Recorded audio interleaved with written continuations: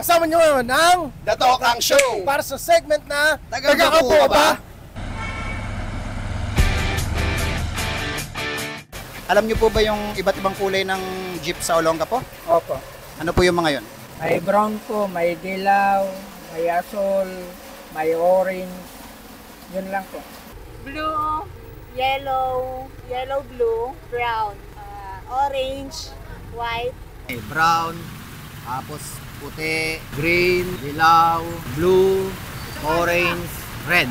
Dilaw, blue, tapos orange, red, tsaka tawag dito, kulay parang tawag dito. Yan si white ko. Tapos, Brown. ano ang tingin mong gusto mong idagdag na kulay ng jeep sa Olongapo? Siguro kulay pink, pwede bang pink? Kung pink, saan mo iruruta ang pink? saan ang biyahe ng pink?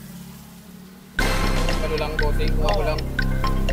Palagay ko parang wala nang space kasi bossing eh.